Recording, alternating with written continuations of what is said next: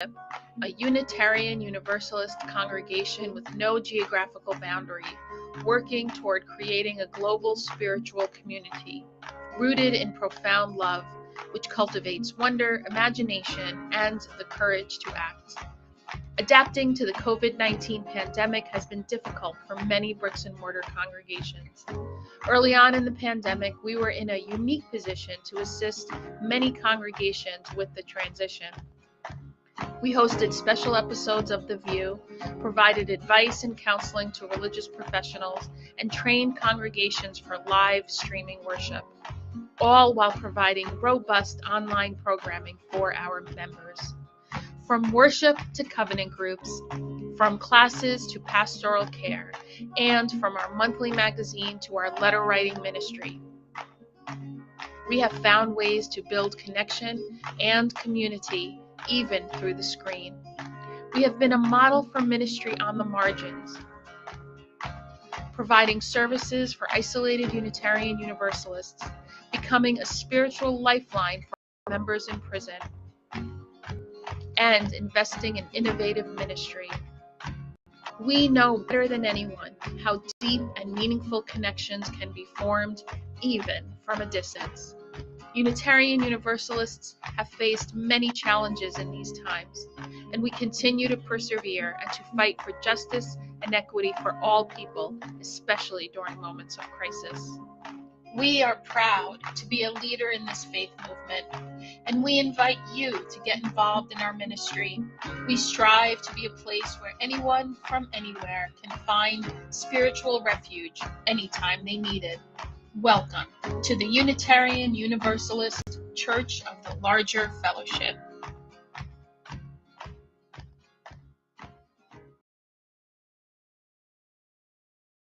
We are so excited to bring you an all-new episode of The VUU. The VUU is a weekly Unitarian Universalist talk show discussing important faith-based topics from an anti-racist, anti-oppressive, and multicultural perspective. Every Thursday for the past 7 years, we have welcomed guests from every corner of the world. Our guests are writers, scholars, activists, and religious thought leaders who are shaping Unitarian Universalism and society for the 21st century and beyond. I hope today's show inspires you. Hope it builds your faith. Hope it gives you perspective to see the power of Unitarian Universalism at work in your life. Enjoy the message.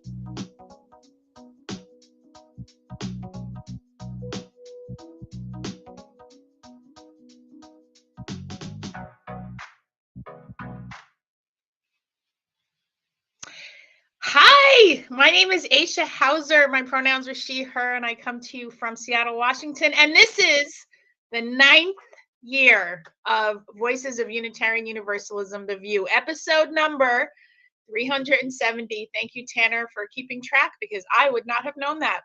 Welcome, everyone. It is so good to be with you. It is the lead ministry team today, and we will be giving a huge roundup starting from when we left off in June. So I'm very looking forward to today's show. Welcome, everyone. Did I say I'm in Seattle, Washington, and it's rainy? You know, as it does here in Seattle. Chris, how are you? Where are you? And welcome back, Chris and Michael. Welcome back, viewers. We're so excited that all of our viewers are back. Yay! I am Christina Rivera, 1/3 of the co-lead ministry team here at the Church of the Larger Fellowship, and I am in beautiful Cabo Rojo, Puerto Rico, where it is warm, it's really warm and muggy, but just gorgeous. But we are taking note of a now named tropical storm that is coming through the Caribbean. So I'll keep y'all posted on that. Michael, how you doing? I'm doing okay. It's good to be back with everyone here on The VUU. It's good to be back after 2.5 years in my home office, which I'm slowly but surely reclaiming here in Peekskill, New York, a little north of New York City. It is a gorgeous, beautiful, sunny fall day, like the perfect high of 72 day, and the sun is streaming in the windows here, and I'm glad to be here. I am absolutely in love with your refrigerator, Chris. It's I retro. love my It's very refrigerator blue. too. It's very blue. It's the color that the rest of the kitchen is based on. So, but it is fun. Every time I see it, it makes me smile. As you can tell It's from a the fun walls Zoom behind background. me, I am not afraid of color in my house. So Colors. I just kept the walls when I moved in the way they are because I don't paint. But I put a lot of stuff up. Like I have Frida Kahlo behind me. That's Frida, which is cool. So we have so much to talk about. I don't know where.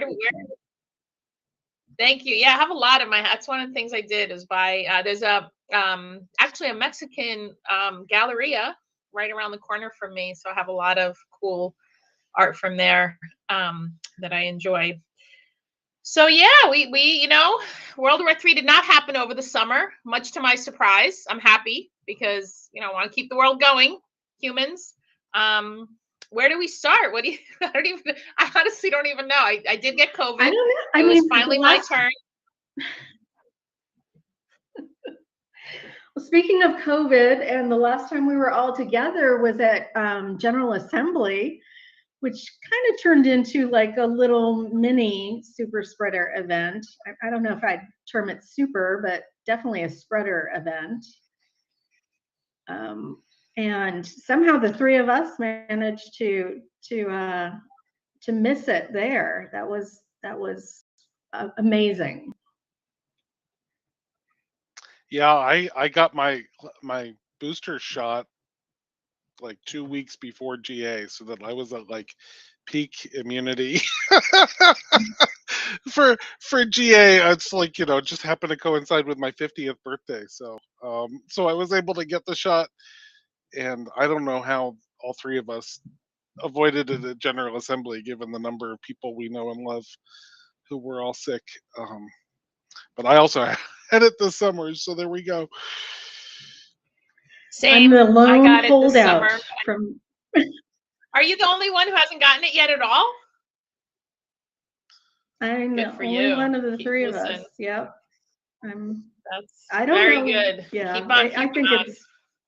it's it's luck. I think at this point it's luck of the draw because I'm not doing anything differently than you all are doing. So I just think it's just luck of the draw at this point. I'm sure of it.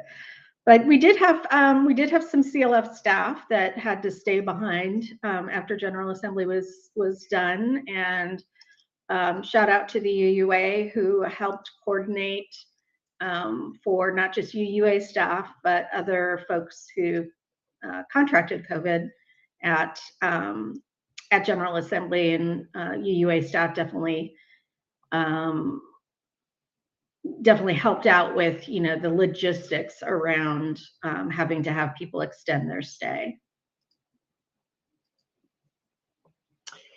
Speaking of employers, and this is not about the UUA, so over the summer this phrase quiet quitting came out, and people were like, no, it's called balancing your life and not giving your life to violent extractive capitalism, although that's my the phrase I say, but it's been interesting kind of watching the narrative around it, that somehow employers are trying to blame workers for wanting to do what they get paid to do and nothing more, and suddenly it's called quiet quitting. And then I like the response, which is act your wage. So that's been an interesting thing to watch. The subversive kind of, even if you're not in a union, you can, the workers kind of unite, because clearly the people in power aren't understanding is how little people to lose, because there's just, this country is so bizarre with the choices it continues to make that are awful. And of course, we're seeing what's happening with the impact of Roe v. Wade being overturned, and women being denied, even when they're carrying dead fetuses, they're being denied care. And doctors are, okay, can I just rant for a second? When I hear about doctors in Texas and whatever who won't give DNCs because they're afraid of legal repercussions is when I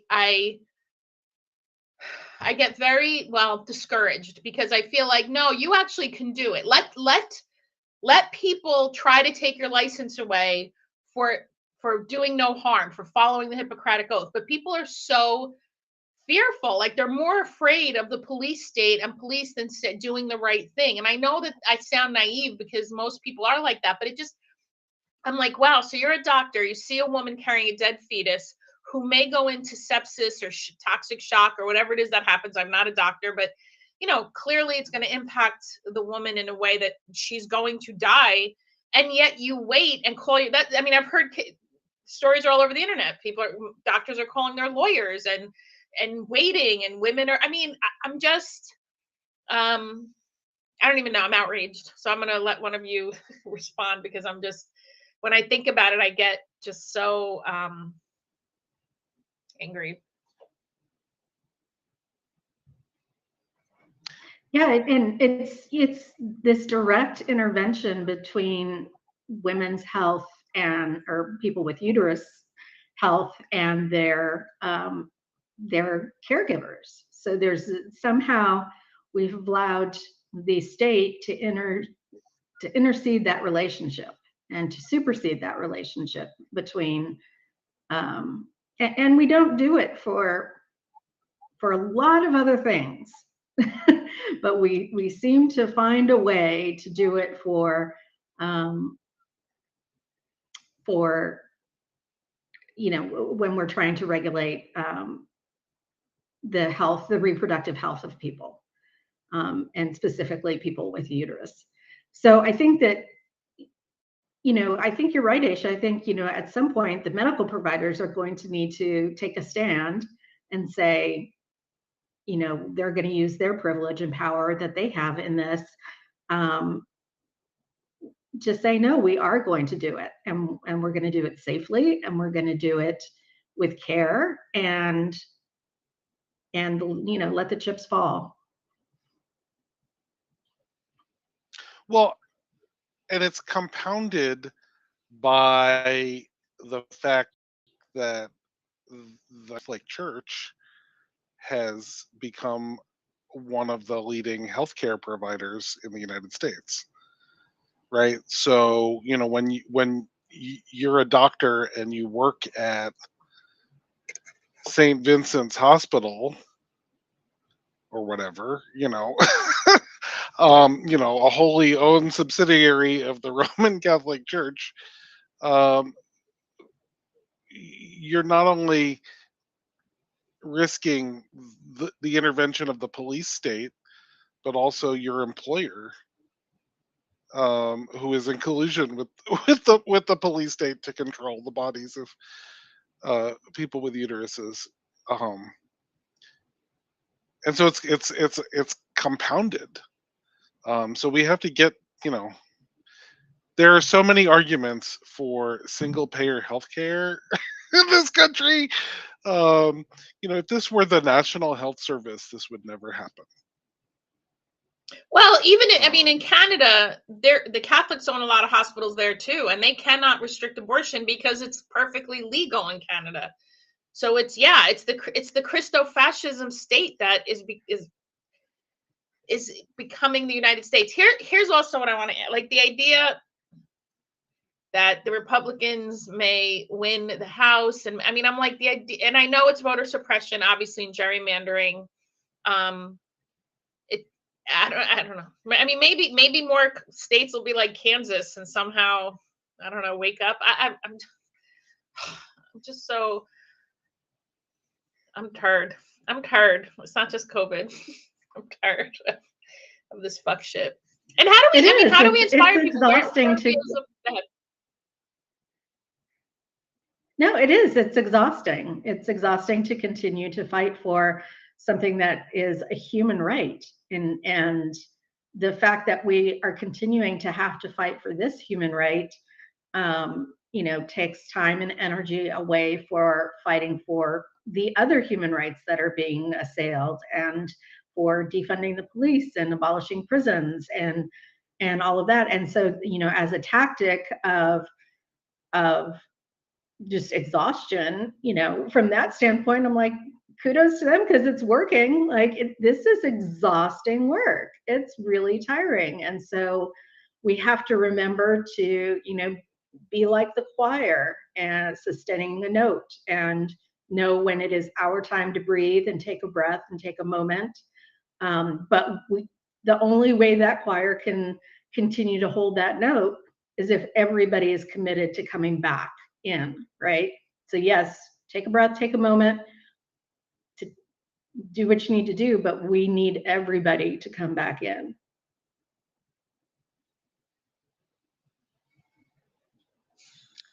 Yeah. Is it all right if I mention like other fuck shit that's happening in the world? Please. Because Oh, yeah, Yes. please. there's There's so so much much more. going on. And I DC wanted is to- here. DC! Yay! Tanner will get him on the screen in a minute.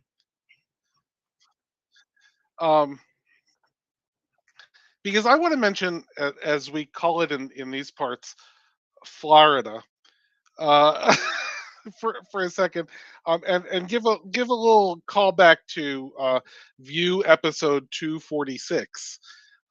If you are a longtime viewer, you will remember that several years ago we had an amazing conversation with Desmond Meade of the Florida Rights Restoration Coalition, as Florida was getting set to pass a constitutional amendment to let people who had been convicted of felonies and who had served their time to be able to vote. And the voters of Florida overwhelmingly passed this constitutional amendment. And the state immediately set about um, trying to come up with ways to block that from going into effect. And they were successful in slowing it down greatly. And this summer, um, at the direction of the governor of Florida, Ron DeSantis, who we all should be paying attention to as a stirrer of really unjust shit in this country.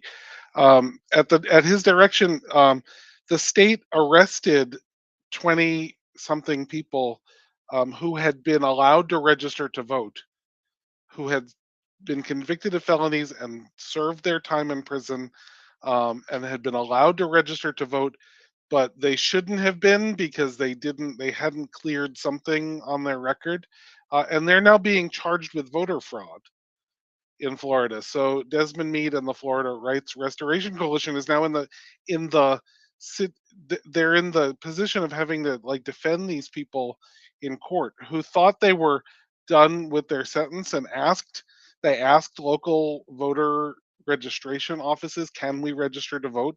They were told yes. They filled out the form. They didn't lie on the form. They said they had been convicted of felonies, and they were given voter cards and allowed to vote in the last election, and now they're facing another felony charge for voter fraud. And so, if you haven't seen our conversation with Desmond Meade, we'll put the link to VUU number 246, or you can just search for it on YouTube in the show notes. But it's something we've been discussing for years on this show, something we're very passionate about because we serve over 1,600 currently incarcerated Unitarian Universalists, and who are disenfranchised by virtue of being in prisons. But we want them to be able to vote when they're released, and it's something we've been discussing, and it's current stuff that's happening right now. Yes. I mean, I want them to be out of prison now. So right. I want them to be out of prison, and I want them to be able to vote. But yes. So welcome, DC. Hi. Welcome. Sorry. Tell us who you are. No, I missed you guys so much. It's so good to see you. I am sorry I am late. I rode my bike to work today, which sounds really healthy, but it totally isn't because I just push the button and it goes. But I feel sort of virtuous because it's electric. But yeah, and then I got here and then my computer didn't want to talk to the internet. So anyway, I'm glad to be here. I'm glad we're back together. I got to see all three of you in June. Oh, what a delight that was. That was. At General Assembly before everybody came down with, our own private super spreader event. Yeah, so what did I miss? Bring me up to date. We talked a little bit about the super spreader event that was. Yeah. We talked a little bit about the super spreader event that GA was, and now we're talking about Roe v. Wade and what it means to have this state come in and dictate what healthcare we receive or don't receive, more to the point. And let's be clear, it's also, it has been very much a religious-backed attack, right, on Roe v. Wade. And we, as faith leaders, need to be able to say that is not okay. That is not our understanding of a loving God. It is not our understanding of a loving universe to be attacked this way. And so that's part on us. As faith leaders to be able to stand up there. I just had in our newspaper here, local in Virginia, so in Virginia, you all will love this. In Virginia, we have a thing called weekday religious education. And weekday religious education, there you go. We have a thing called weekday religious education. And what it is it's a release program. The children in the 3rd grade, I think it's 3rd grade, 6th grade, and 8th or 9th grade. Children in those grades get released from school, and they do a little walk around the school corner to a trailer in which they are indoctrinated on Christian biblical values and teachings. And the children who opt out of it, it used to be a mandatory opt-in and you had to opt out of it. So the children who opt out of it are frequently stigmatized by the rest of the children who are coming back and leaving notes in their lunch boxes that say you're going to hell or God doesn't love you or all of these kinds of things. So many progressive religious folks have fought really, really hard to get weekday religious education out of our schools. It is a Supreme Court protected program. And so we fought really, really hard. Yeah. We fought really, really hard to get it to first be at least an opt-in program. So you had to opt in to do it. It wasn't just assumed that you would do it. And then we fought really, really hard to get it just taken out of school altogether. Because the thing was that even the kids that were left behind in classes, the teachers could not teach to those children because those children could not be allowed to get any kind of teaching during the time that the other children were not in the class, because that would be discriminatory. Yeah, it is so real here. I can't even tell you. This is so. Having said all this, in Stanton, we finally got weekday religious education out of the classroom about 3 years ago. And now there is a whole push for new school board members who are coming in to affirm that they want to bring back weekday religious education. Oh, good God. And so in order to support that, a local minister came to the city council last week and railed on LGBTQ and trans values and said, this is a direct result of you all taking weekday religious education out of the schools, that we now have bathrooms, we now have programs, we now have protections for trans students. And it was horrific. It was some of the ugliest stuff I've seen in my time in rural Virginia. And so now, now, you know, the energy for progressive liberal religious people in our area now has to be refocused to refight for something that we've already successfully done, right? And so as a tactic, again, it's brilliant, because, you know, all of the forward momentum comes to a halt while we relitigate and represence for people the basic human rights of students to not have to be indoctrinated into Christianity at their school. And I mean, so go ahead. No, you go. Well, I was, you know, one of the things that I think about often, because we are in these roles of being part of whatever is the religious left, the sliver of the religious landscape of this country that is the liberal, life affirming, you know, affirming of folks with target identities. Being bolder is important. Like we can't anymore shy away from being loud about who we are and our affirmation. I mean, we have a fucking government that's attacking trans kids. We still have children on the border that are in cages. We've been caging humans since slavery. I mean, we've enslaved. I mean, at some point, like this Christofascism that is really here, and we need and we need to fight it back. Like, we can't pretend it's not here. It is here. What you just named, Chris, is Christofascism. Want to assert, and they're the minority. This is the tyranny of the fucking minority. This is not a majority of this country. Majority of this country is none. This is N-O-N, not N-U-N, N-O-N. E. E. N-O-N-E. I know how to spell. I'm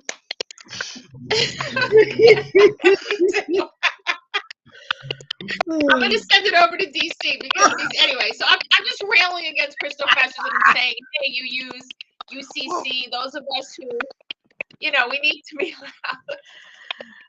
Yeah. Oh man, it's so good to be back.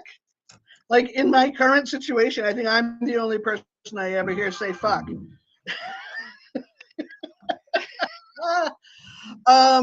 Yeah, that's total indoctrination. That's total crazy pants. No, geez.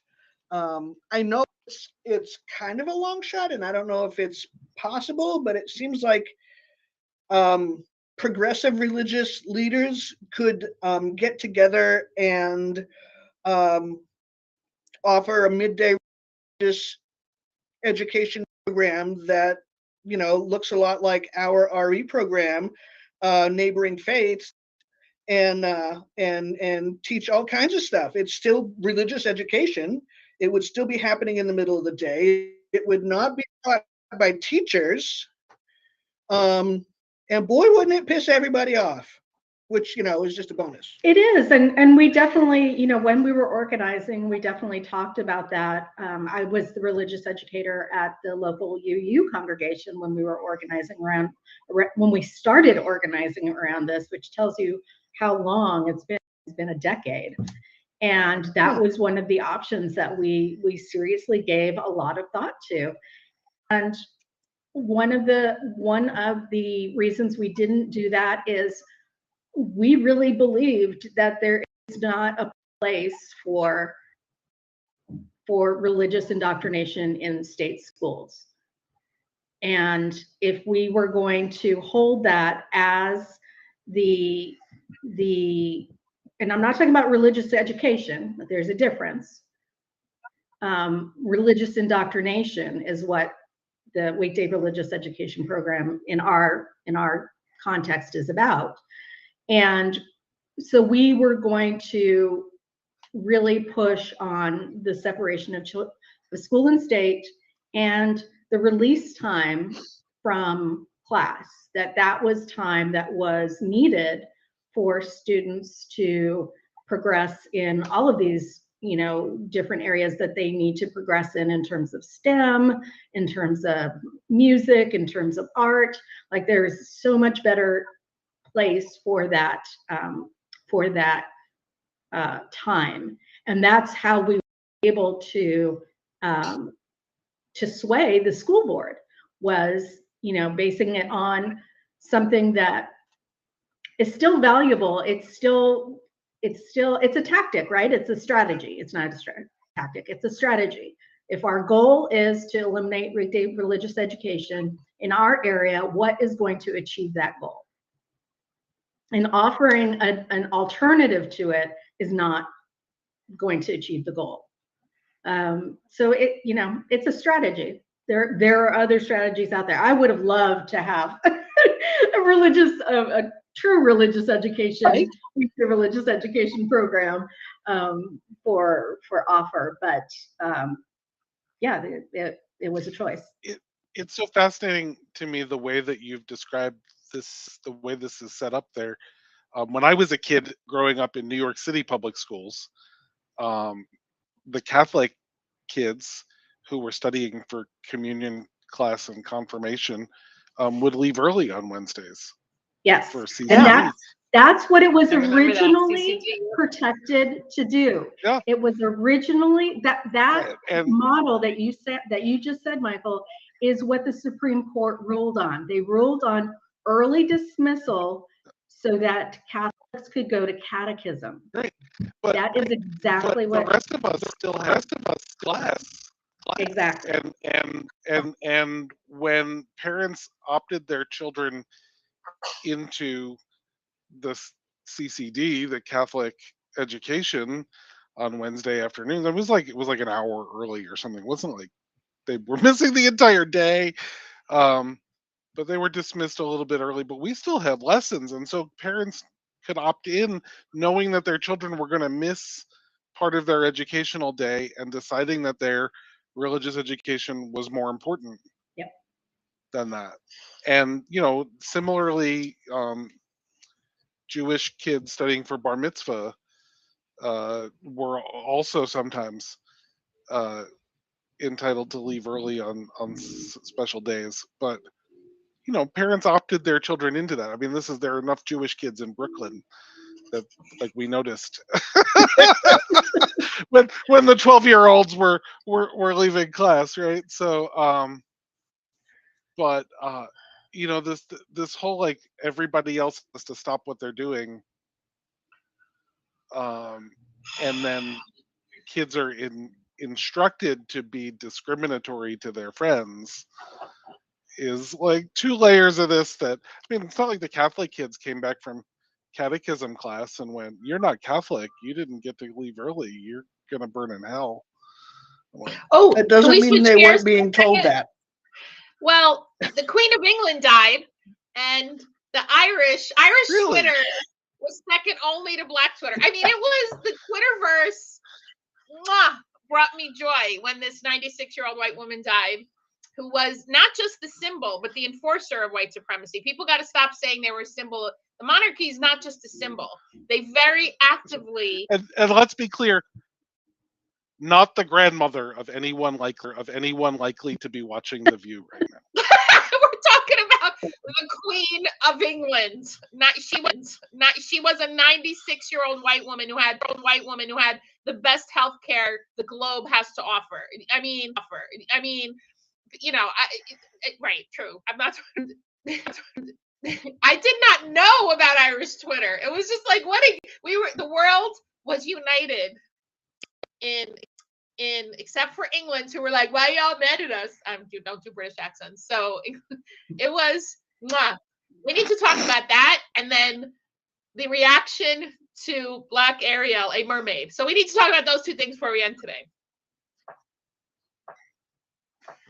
Yes, absolutely. 100%. Just my You see, you said you like you had something to say there for a second. Oh, I wanted to, but I confess I haven't. I am a Luddite. I not do Twitter hardly ever, unless somebody tells me to go look at something, and then I go look. So I have no doubt that Irish Twitter was amazing. I grew up very, very Irish, so so I have no doubt that it's absolutely fantastic. I know that Twitter was pretty amazing. I saw a bunch of that come on my Facebook feed, right? Because I'm old, right? I do Facebook and not Twitter. Yeah, I know it's a thing. But I can talk about Black Ariel. I had a conversation just before I got here with my board president, and we were talking about, she and her wife and I were talking about how to handle, coming out day stuff, and talking about how representation matters. And then almost all three of us at once said, "Did you see the video of little Black girls seeing the previews for Ariel?" I'm like, I was a slobbery mess in my living room just watching that. It was just stunning. It was just stunning. She's got hair like me. She looks like me. She's brown like me. Oh my God. And then of course, because we are an age, we all devolved into Star Trek, um, and and Gene Roddenberry and Whoopi Goldberg's story of seeing Uhura, seeing Nichelle Nichols, who we lost not long ago. We should mention her, who was amazing, and how Whoopi Goldberg, tells a story that she ran through her house saying, "Mama, Mama, there's a Black lady on TV, and she ain't no maid." And when Gene Roddenberry decided he was going to revive do a reboot and come out with Next Generation, Whoopi Goldberg approached him about being producers.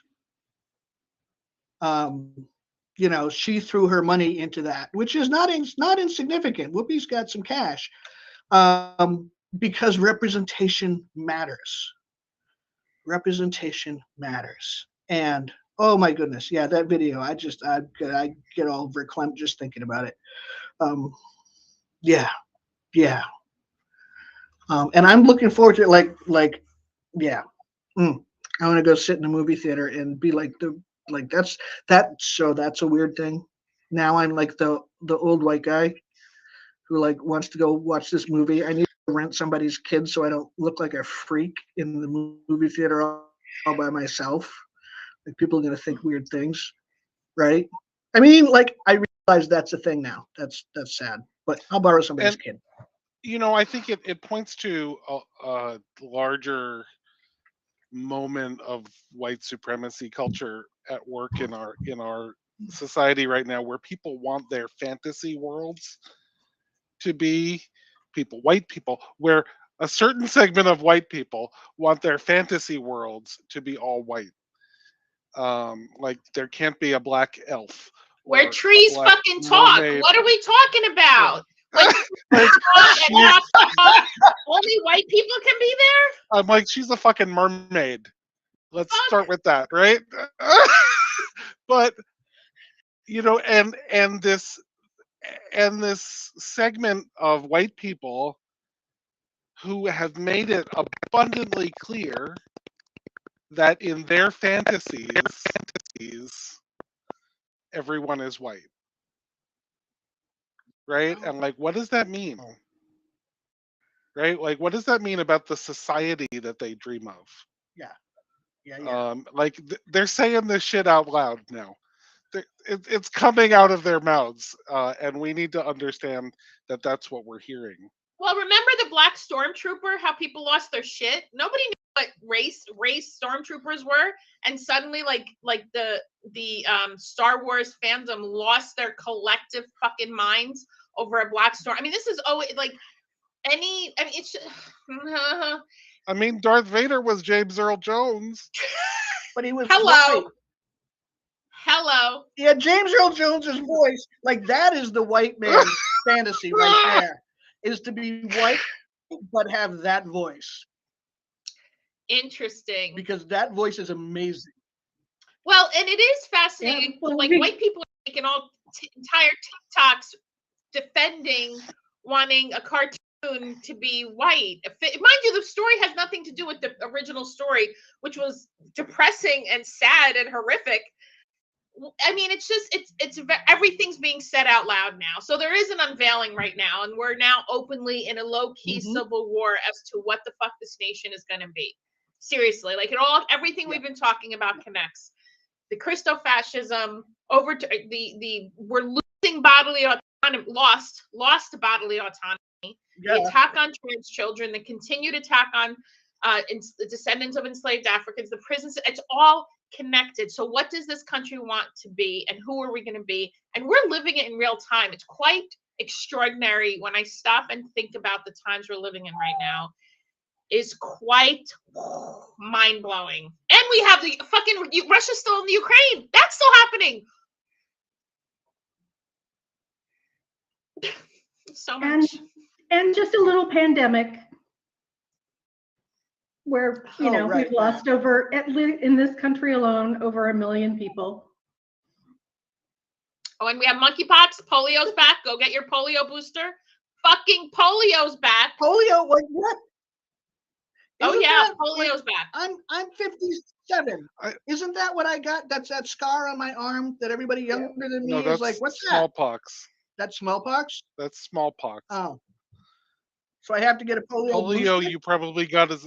No, I don't think you need a booster. I think what they're finding is it's the people who are in cultural groups that are vehemently anti-vaccine where polio is spreading. It is. I mean, it's a big public health thing in New York. Right. In New York, yeah. I mean, I think if you're near that area, non-pastoral of me. It's very non-pastoral of me to think things about Darwin. But the problem is, it's not just folks who refuse to get vaccinated who get sick. It's the ones who can't get vaccinated for other medical issues. Like, if you want to be dumb by yourself, go be dumb by yourself, but don't be dumb in a way that's going to potentially hurt others. And could we please name that this is also an issue in the left, from the left wingers? I remember I don't even know how long ago it was, maybe 8 or 9 years ago. Maybe not that much. I was like attacked online, not attacked. There was a tension within the religious educator community because people were defending non-vaxxers, saying, oh, it's my inherent right and dignity. I did research. I heard that from lefties way before I heard it from Trumpers during COVID, that I did research. And I'm like, that is irresponsible and selfish, and you're not taking care of community. And I was called mean. I was called whatever. And I'm like, so the anti-vax movement seems to be unfortunately universal. So that is not something we have schadenfreude from the right on. We have our own really insidious group of people that are like, I eat organic, so I don't need to get vaxxed. I'm in a mood today. I know that we only have about 15 minutes left, but I want to tie one thing that you were talking about, Aisha, about the question being really present about what we want our society to be. I want to tie that to something a little smaller inside Unitarian Universalism, because I think we're at a moment where we're also asking the question about what we want our faith to be, and what we want our congregations to be. And just as there are people who we can dismiss as not sharing our worldview, who would like their fantasy worlds to be all white because they want their worlds to be all white, Unitarian Universalist congregations have folks that have defended the fact that many of them are almost entirely white for many years. And they're at a moment where those folks are not in the mainstream of Unitarian Universalism anymore, and they're backlashing. Is that a word? It is now. I just made it up. You know, it's a backlash that they're no longer in the mainstream of our faith, because enough people have come forward and said we want our faith to be different than that, which is wonderful. But our congregations who do the UUA Common Read will be reading this year. Karen Lynn and Nancy Palmer Jones' Mistakes and Miracles, which is a lovely book that came out in the fall of 2019, right before everything went to shit. And my guess is the UUA wanted it to be the Common Read in 2020, and that got derailed. But we on The VUU talked with Karen and Nancy in the fall of 2019, and maybe we'll get them back this fall. VUU number 267. If you're Googling at home, we'll try and get a link to that in the show notes too. I just wanted to call that, because we're at a moment in our faith that mirrors this moment in the larger the larger society. And our faith, which we always that have. is part of what we do, right? It's the mirror. It's holding up the mirror for our congregations and with our congregations to say, this is what you look like. Do you know that this is what you look like, and do you want to look like this? And let's talk about that. Let's talk about what that looks like, and how we move forward, and how we disengage with folks that are harmful, right? Because that's also part of the problem. That's also part of the problem of congregations and communities not wanting to disengage from people who are being harmful, because those people in some way, usually monetarily, benefit the community. And that those are choices that need to be made. One of the things and I think one of the things that I'm seeing happen in the last, I don't even know, I'm not going to give a time frame because I don't know what time means anymore, but more white people liberals are confronting other white liberals in a way that I really haven't seen before. And that's true in our UU congregations, and it's true online. It's true, like that's happening. Like the videos of white people complaining about Black area are like, there's then 10 videos of more white people going, "You're an idiot, it's a fish, and you're racist, so shut the fuck up." So that's happening. It's sorry, Michael just wrote, it's March 928, 2020. I agree. That's what it feels like. And so I think in our congregations and more in Unitarian Universalism, I'm witnessing white people saying, hey, this is not okay. We are like, I think there's, and I mean, I could be, at least anecdotally, like I'm noticing more white liberals confronting other white liberals in a substantive way, where I'm like, oh, I'm going to just, here, you got this, take it, because I sure should have other stuff to do and would rather do. So that has given me some hope, seeing white people, because that's the thing. You kind of have to. Brown people saying please and thank you, stop being shitty, hasn't worked. Mm-hmm. Well, and who has just a beautiful worldview and intolerance of bullshit is the youth and young adults in our congregations. Like they do not have a fuck left to give. Yeah, no. And they're like, you all are exploding our planet. You all are denigrating our humanity. We don't give a fuck what you all think anymore. We're gonna do it. Stand, just get the hell out of our way. And it has been, and also explaining why that is, right? So like, they're just. Are you talking about the 21st century Unitarian Universalists? I'm talking about the 21st goddamn century Unitarians who are just ready to say, you taught us this. You literally in our religious education classes, and now we're going to demand it. And it is just, it's a beautiful thing. It really is. Absolutely. Yeah. So if you're listening, One of the things I heard this summer from a young adult. Yeah, go ahead. No, go.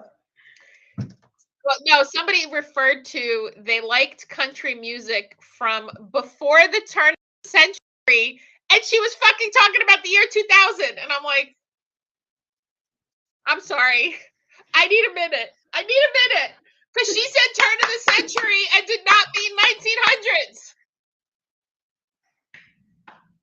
Well, if she was 20, she was born after the turn of the century. So. Oh, that shit ain't right. I know. Yeah. It's crazy. I heard it. It went. Methinks you're talking about the year 2000 when I was 30. That's the turn of this. I guess that would be factually correct. And I need a minute. Anyway, yes, the young adults and the Gen Zers and the, well, you know, yes, they are. Whew, they're not taking any shit. Mm-mm. They aren't. And nor should they. They aren't. I think we finally educated that out of them, and now we need to pull back and center them in what they're saying, because they've got a lot of really prophetic words for us that just need to be centered. And we need to not treat them like prophets when they tell us. And you know, that's been the case in our faith movement and our society for a long time. I think, you know, I don't think it's just generation of youth adults. Although this generation is amazing. This generation is amazing. But Elandria Williams was leading anti-racism work in what was then the Thomas Jefferson district when he was 15. So, and that was not like 5 years ago, right? So I just want to like give a shout out to the need to listen to people younger than yourself, who might know some shit, right? Right. Jesus, right? And like listen to them for more than instructions on how to set up your phone. I mean, the funny thing is, like the generation, at least that my kids are, I know more about my phone than they do. I think that it's so like ingrained in them as just a tool. They never had to really learn it, like how it actually works. And so it's interesting difference to see them use something that, like the computer, like I know how to build a computer because I came of age in a time when you could build a computer, and building computers was a new thing. And so I know how the computers work and I use them. Whereas I think this generation knows how to use the computers, but are any of them building their computers? I don't know anymore. Maybe the gamers. Shout out to the gamers. Geeks and gamers are, yeah. Always. Yeah. Like the computer geeks and gamers are the 21st century version of people who owned Volkswagens. Right? First thing you do when you get it home is like take it apart and see how it goes. And then you spend the rest of your days in there with a wrench tweaking it. Like, am I wrong? I don't have a frame of reference for that. I believe you. I honor you and believe that analogy. It's just I don't have a frame of reference for it. Because I'm old, right? Okay. Nobody was tinkering with their Volkswagens in Brooklyn. Mostly because like you'd had to do it on the street. So. So we have a couple of minutes left. What we didn't do any UU roundup because I went a little bit, I guess, GA, and we had our installation, which was amazing, and it'll be in the Quest magazine, our newsletter. I don't know what we call Quest publication. So any final thoughts Let's go around. Yeah, we are going to definitely have the Article 2 Study Commission coming back to talk with us about their process. I'm sure that as we get into the presidential campaigns, we'll have opportunities for search committee and candidates and all of that kind of thing. What else do we have coming up? I know we have Beacon and Skinner authors coming on this fall, which very exciting. Yes, Faithify. So we are launching Church of the Larger Fellowship Prison Ministry, Worthy Now Prison Ministry program is launching our Faithify program, I believe tomorrow. And no, it's 2 p.m. today.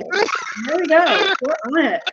We set a goal for the 16th, and here it is the 15th. We're ahead of schedule.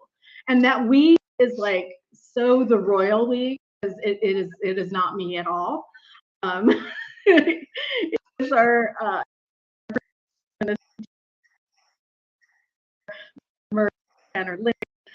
learning of